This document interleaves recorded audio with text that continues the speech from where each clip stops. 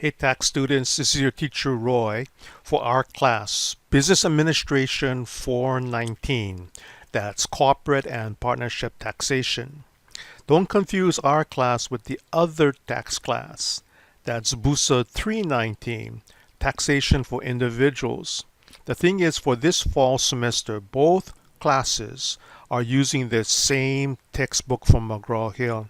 It's labeled 2020 edition, even though what we're learning in our textbook is all 2018 tax laws. And if there are new updated laws for 2019, I'll announce it to the class. But what you're responsible for in assignments in our class is just what's in the textbook based upon 2018 rules. Now, what you're looking at is our Laulima class site.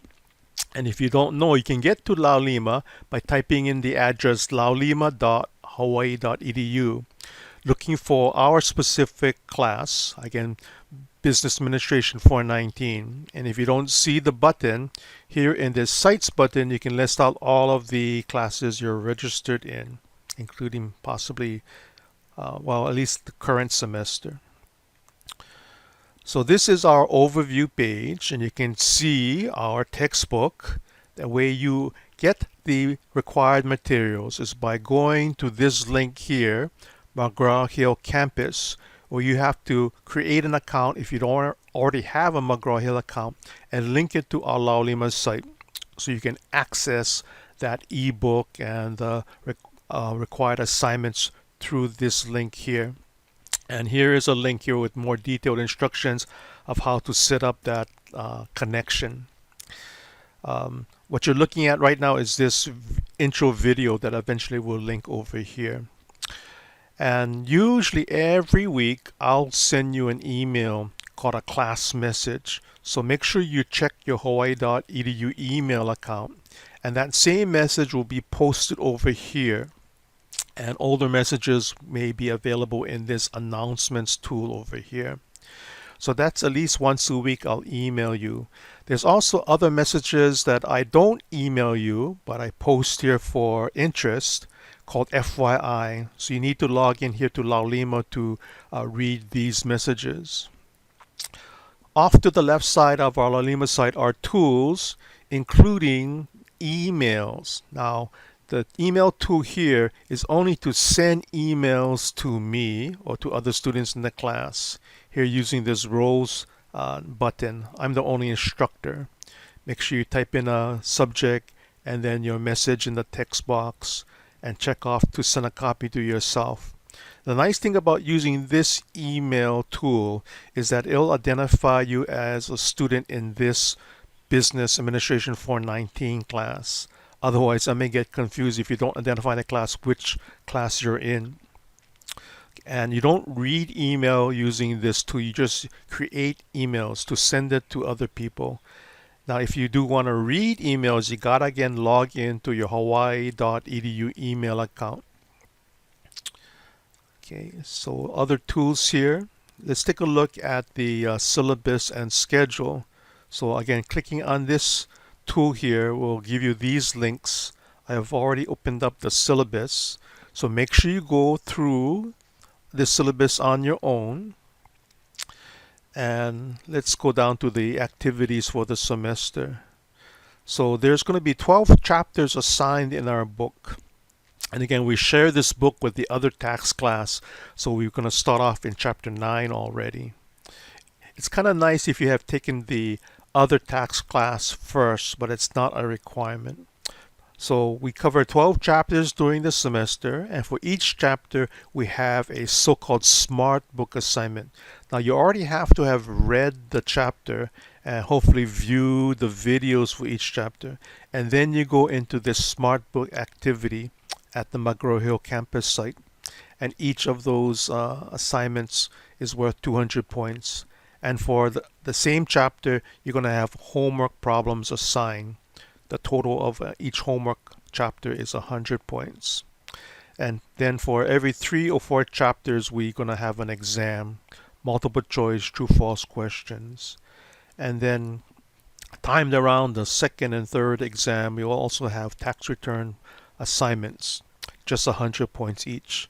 So the maximum points for the semester is 5,000. And based on a standard curve, you can see the grade you can earn. We don't have any plus or minus grading here, just straight letter grades. For more detail about the assignments, you can read further down here in the course syllabus. Like here's the description of smart books and homework assignments, which I'll try to get into a sample in this video later on. Again, exams and projects. So also again, you can see here is a link for our schedule. Again, I've already opened it up. And typically, we cover one chapter a week, again, beginning with chapter 9. And then at the end of the week, which is typically Sunday, you're going to have done the smart book assignment for that chapter and the homework for that chapter. Then we're on to the next week's chapter. Again, smart book assignment and homework. And again, 3 or 4 chapters, and then we have an exam. During the week of the exam, you don't have any new chapter assigned for that week. And then we're on to the next chapter. We kind of skip some chapters over here. We don't cover in sequence for the whole book here. Okay. So that's a schedule, and you can download this and keep track of your own points here off to the side. Back to Laulima. Now, I will repost your scores here in this scores and grades tool, usually the day after an assignment is due. So make sure you always double check the points posted here. And I'll show you a cumulative percentage to date to help you keep track of how well you're doing, again, in this scores and grade tool. Let's see, if you want to go to my home page, I've already opened it up here. So there's lots of links here you can use, included a tab here for our class 419. And here's again the same links to the syllabus and the schedule, and a couple more links to McGraw-Hill's site. Let's take a look at that McGraw-Hill site. So again here, you're going to have to again set up your account by using this. I'll open it up here using the procedure mentioned over here. Okay, you're going to have to create a McGraw-Hill account if you don't already have one. So eventually when it is set up, let's take a look at the McGraw-Hill site for our class. So eventually you'll see folder buttons over here. I just have to set up the first chapter's assignment right now. So again, before you do the assignment, you should be reading the ebook. So here is the ebook link over here. And it should open up in a new window or new tab so you can have access to both the book and the assignments at the same time.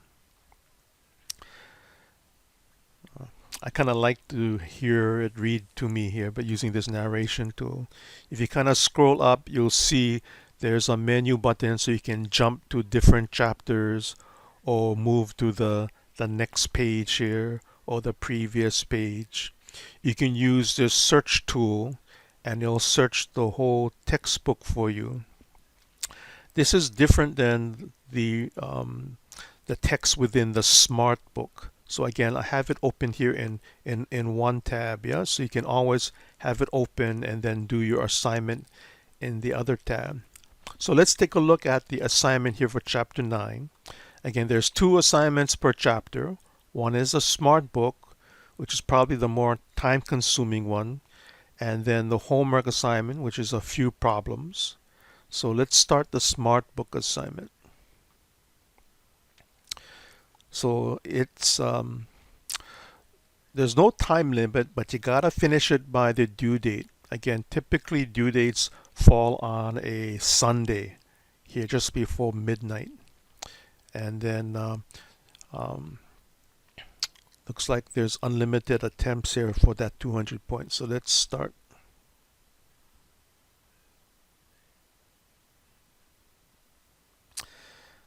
Okay, and then you should have read the chapter already, so let's go ahead and start the questions.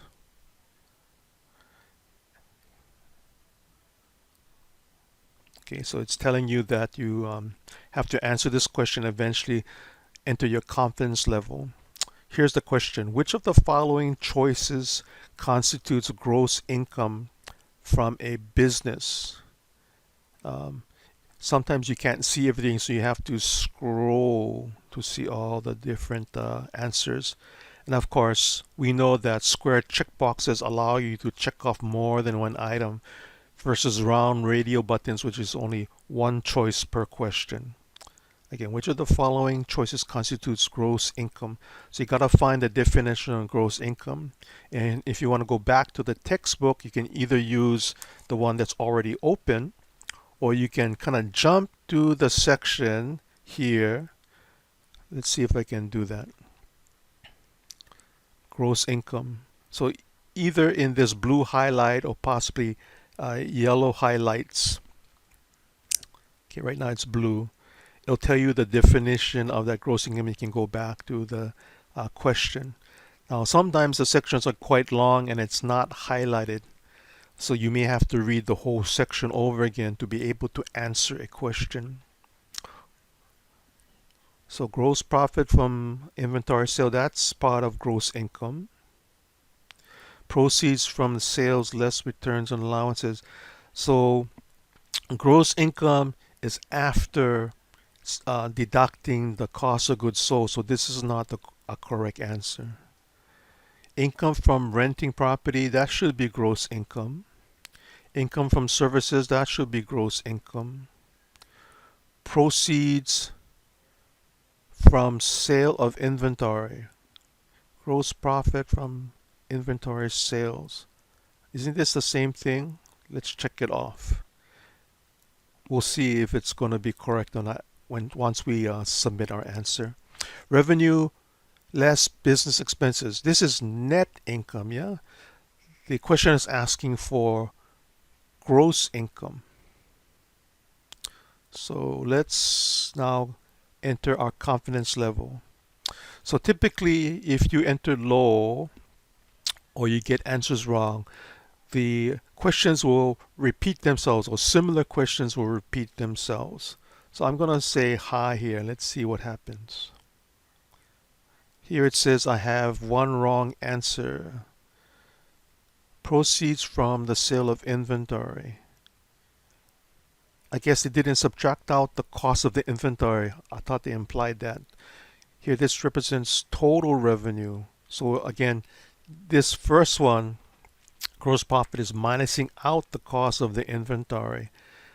This one, I assume they are subtracting the cost of inventory, but it's not correct. So I didn't get this one right. Let's move on to the next question. And typically there's a countdown once I get something correct up here. You'll see how much there is left to do. Which of the following criteria is not required for a business expense to be considered ordinary and necessary? Conducive is probably a better word than necessary, so I'll choose that. Helpful to the business, that's a good term. Oh, looks like it's radio buttons. I only get one pick, yeah, for radio buttons. Appropriate, repetitive in nature. Appropriate under the circumstances. Helpful, conducive. Okay, so make sure you're reading the answer correctly. One that's not ordinary or necessary. I think it's repetitive. So let's see. And I got it correct. Let's see what happens when I go to the next question. I can see why there's no countdown, because it's think I'm redoing the whole thing over, called this recharging here. You always can redo the smart book assignments, which I've already completed, and you won't see a countdown of how much is left over when you're doing this repeat, or here they call it recharge. I'm going to exit here. Exit. And you can always save what you've done when you've exit and pick up where you left off. Okay, so I just came from this smart book assignment.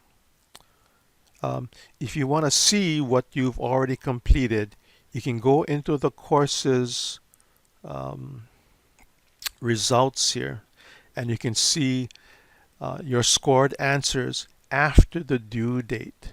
Okay, before that you'll see just whether you got something right or wrong and not the correct answer if you didn't answer it correctly.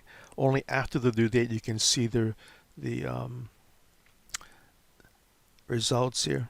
Here I'm the teacher, so I cannot see any student results for my student submission. Um, let's go back to my homework assignment here. So I'll just show you the assignment. I really won't start it or work on it. So it's a bunch of problems. Some of them you have to take in order, and you cannot skip around. Okay, so 100 points for the total. Let's continue where it looks like I started. And it has to show up over here. Okay, so they're giving you some facts and then a question. So this is question number 1. So question number 2 probably is using the same facts, but you got to answer this one first before moving on to the next one. And here's a table of contents for all of the different problems assigned. Looks like there's a total of 12.